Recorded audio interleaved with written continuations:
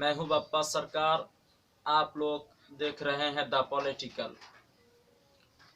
आज हमारी ये वीडियो बनाने का मकसद यह है कि हमारे हिंदुस्तान के एक प्लेयर क्रिकेटर जिसका नाम मोहम्मद शमी है, जब इस महीने के 24 तारीख को इंडिया पाकिस्तान के एक मैच हुआ, हिंदुस्तान पाकिस्तान से 10 विकेट से हार गए। उसके बाद से ये कहानी शुरू हुई क्या कि मोहम्मद शमी को ट्रोल किया जा रहा है, कि मोहम्मद शमी को ट्विटर पर गालियां दिया जा रहा है, उसके माँ और बहनों को भी गाली दिया जा रहा है। यहाँ तक कि मोहम्मद शमी को गद्दार भी कहा जा रहा है और पाकिस्तान चले जाने की बात भी कहा जा रहा है। तो आज हम जानेंगे मोहम्मद शमी कहाँ के हैं और उसे कहाँ जाना चाहिए। हम सब लोगों को मालूम है कि मोहम्मद शमी एक हिंदुस्तानी है, हिंदुस्तान के बाइज्जत शहरी हैं। वो यहीं पर पैदा हुए हैं, इसी हिंदुस्तान में मरेंगे और उसको इसी हिंदुस्तान के ज़मीन पर दफन किया जाएगा। जो लोग ट्रोल कर रहा है मोहम्मद शमी को कि उन्होंने पाकिस्तान के खिलाफ सही ढंग से गेंद नहीं किया, इसलिए हिंदुस्तान हार गए, मैं उन सब से कहना चाहता हूँ, मेरे भाई, जब 2015 में हिंदुस्तान और पाकिस्तान के बीच में मैच हुआ, उस वक्त मोहम्मद शमी ने 4 विकेट लिए। उस वक्त क्या मोहम्मद शमी गद्दार नहीं थे? उस वक्त आप लोग क्यों नहीं कहा था कि मोहम्मद शमी को पाकिस्तान जाना चाहिए? इसलिए कि उस वक्त उसने सही से गेंद किया और 4 विकेट लिए, हिंदुस्तान को जीत दिलाई। जब उन्होंने किसी भी वजह से, हो सकता है, खेल है, क्रिकेट ये खेल है, इसमें कोई हार सकता है, कोई जीत सकता है। इस मर्तबा हिंदुस्तान हार गए, पाकिस्तान जीत गए। हमें दुख है, हमें दुख है कि हमारे मुल्क हिंदुस्तान पाकिस्तान से हार गए। हमें पाकिस्तान से कोई मतलब नहीं है, हमें मतलब हिंदुस्तान से है। हम हिंदुस्तानी हैं और हिंदुस्तान के रहने वाले हैं, हिंदुस्तान के बाइज्जत शहरी हैं। हमें हिंदुस्तान से मतलब है, पाकिस्तान से कोई मतलब नहीं। पाकिस्तान इस मर्तबा जीते, सबसे ज्यादा हमें भी दुख है, क्योंकि हमें जीतना चाहिए था।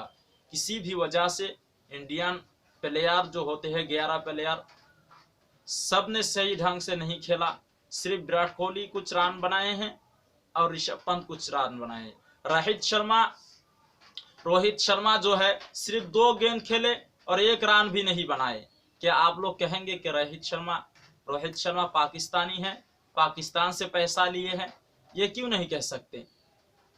इंडिया के और जो प्लेयर है, बल्लेबाज है, उन्होंने कुछ नहीं रन बनाए। सिर्फ किसी ने 11 बनाया, किसी ने 13 बनाया, किसी ने 10 बनाया। क्या आप सब लोग कहेंगे कि वो लोग भी पाकिस्तान से पैसा लिए हैं, उन लोगों को पाकिस्तान जाना चाहिए? उन लोगों के माँ और बहनों को क्या आप लोग गाली देंगे? नहीं देंगे, क्योंकि हिंदू मजहब से ताल्लुक रखने वाला है। चूंकि मोहम्मद शमी मुसलमान है, शमी जो इसका आखिर में लिखा हुआ है ना, लगा हुआ है ना, इसलिए इसको आप सब लोग कह रहे हैं कि इसको पाकिस्तान जाना चाहिए, पाकिस्तान में इसको रहना नहीं चाहिए। ये पाकिस्तान के दलाल है। किसी ने मोहम्मद शमी के माँ और बहनों को भी गाली दिया है। मेरे भाई, उस वक्त आप लोग कहाँ थे? उस वक्त क्यों आप लोग शमी को ये नहीं कहा कि तुम पाकिस्तान चले जाओ, तुम हिंदुस्तान के रहने वाला नहीं हो, तुम पाकिस्तान चले जाओ, तुम्हें पाकिस्तान चले जाना चाहिए? उस वक्त क्यों नहीं कहा? इसलिए नहीं कहा गया क्योंकि उस वक्त उन्होंने 4 विकेट लेकर हिंदुस्तान को जीत दिलाई है। मोहम्मद शमी का जितना भी मैच हुआ है, डेब्यू मैच जो हुआ है पाकिस्तान के खिलाफ, T20 का डेब्यू हुआ है, ODI का जो डेब्यू हुआ है वो पाकिस्तान के खिलाफ हुआ है।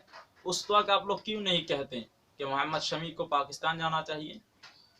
और रोहित शर्मा, केएल राहुल, इन लोगों तो रान ही नहीं बनाया है।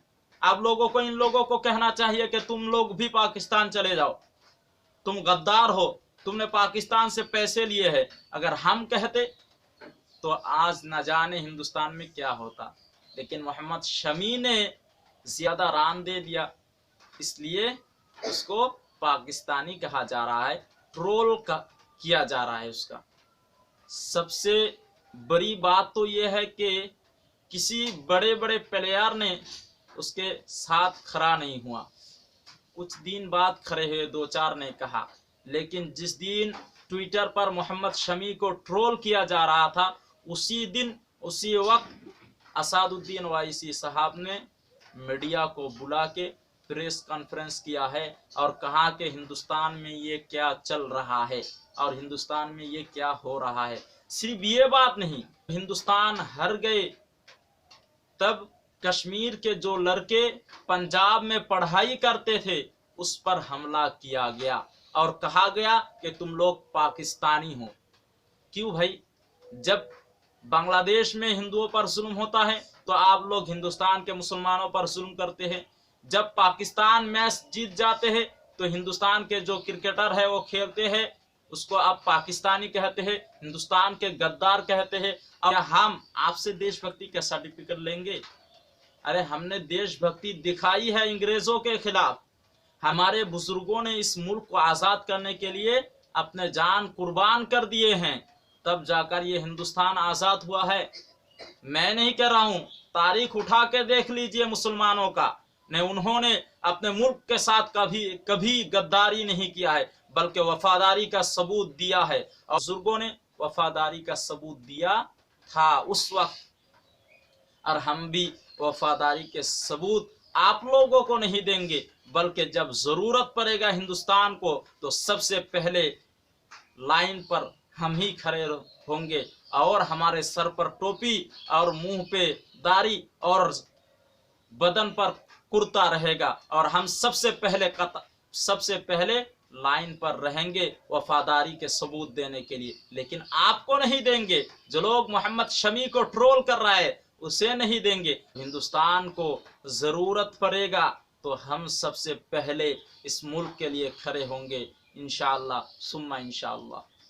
और ये बात जरूरी है कि भाई क्रिकेट एक मैच है और खेल में क्या होता है, हार जीत होता रहता है।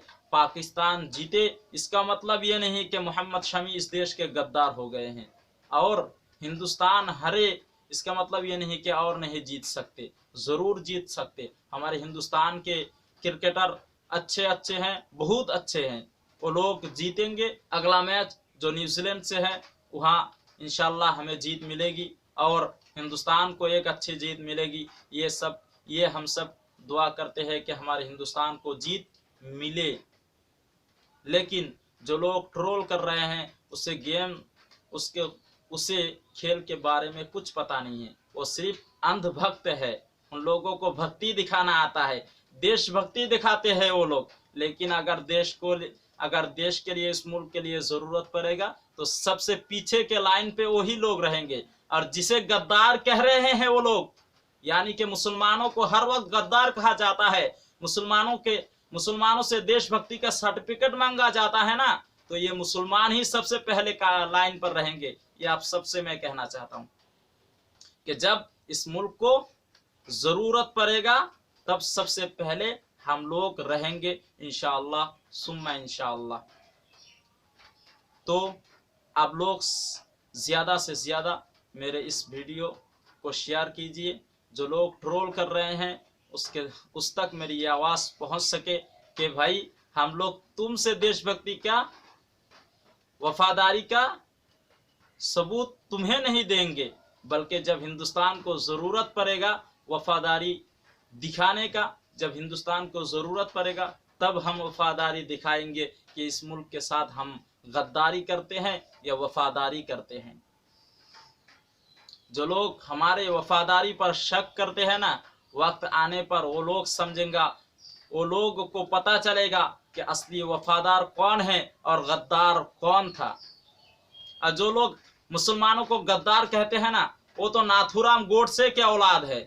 जो मोहम्मद शमी को ट्रोल कर रहे हैं ना, वो गोडसे के औलाद है। इन्होंने अंग्रेजों के पास 6-6 मरतबा माफीनामा भेजे हैं, लेकिन हमारे बुजुर्गों ने एक मरतबा भी माफीनामा नहीं भेजे हैं। तो उन लोगों को मैं कहना चाहता हूं कि हम वफादारी तुम्हें नहीं, हिंदुस्तान को जरूरत पड़ेगा तब हम वफादारी दिखाएंगे। आप लोग हमारे इस वीडियो को ज़्यादा से ज़्यादा शेयर कीजिए और हमारे चैनल द पॉलिटिकल को सब्सक्राइब कीजिए। अस्सलामु अलैकुम व रहमतुल्लाहि व बरकातुहू।